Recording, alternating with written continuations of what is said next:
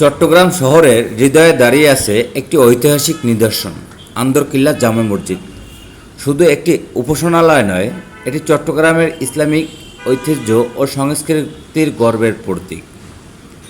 ইতিহাস ঘেঁটে জানা যায় 1973 খ্রিস্টাব্দে মুঘল আমলে চট্টগ্রামের শাসক বদরুদ্দিন মোহাম্মদ আলী খান এই মসজিদটি নির্মাণ করেন। এর অবস্থান ছিল এক পাহাড়ি দুর্গের ভিতরে, যাকে স্থানীয়রা বলতো আন্দরকিল্লা, মানে ভিতরের কেল্লা। এই দুর্গই পরে রূপ নেয় একটি মহান জামে মসজিদে। মসজিদটির স্থাপত্যশৈলীতে রয়েছে খাঁটি মোগল ধাঁচের ছাপ, বিশাল গম্বুজ, খিলানযুক্ত প্রবেশদ্বার আর সূচক মিনার দেখে আজও বোঝা যায় সেই সময়ের কারুকাজ কতটা নিখুঁত ও শিল্প সমৃদ্ধ ছিল। আন্দরকিল্লা জামে মসজিদ শুধু নামাজ পড়ার জায়গা নয়, বরং এটি হয়ে ওঠে ঐতিহাসিক গবেষণা, সংস্কৃতি এবং ধর্মীয় চেতনার এক মিলন মেলা। প্রতিদিন 5 ওয়াক্ত নামাজে এখানে শত শত মুসল্লি সমবেত হয়, আর শুক্রবারের জুমার নামাজের পুরো এলাকা জুড়ে সৃষ্টি হয় এক অন্যরকম পরিবেশ।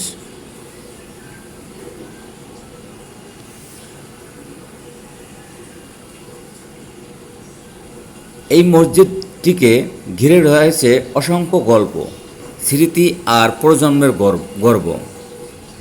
সময়ের সাথে সাথে এর স্থাপত্যে কিছু সংস্কার ও পরিবর্তন এলেও মসজিদটি এখনও ধারণ করে আছে সেই প্রাচীন মহিমা। আজকের তরুণ প্রজন্মের কাছে এই মসজিদটি শুধুই একটি ধর্মীয় স্থাপনা নয়, বরং চট্টগ্রামের অতীত ও ঐতিহ্যের এক জীবন্ত সাক্ষী।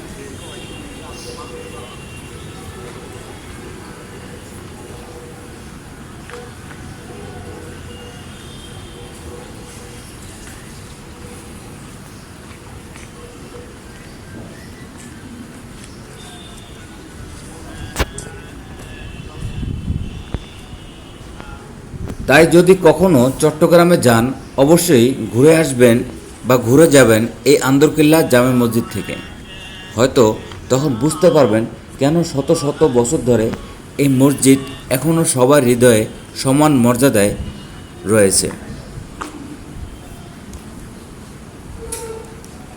সো ভিডিওটি ভালো লাগলে অবশ্যই শেয়ার করবেন, আর এমন সুন্দর সুন্দর ভিডিও পেতে অবশ্যই পেজটি ফলো করে রাখবেন। ধন্যবাদ সবাইকে।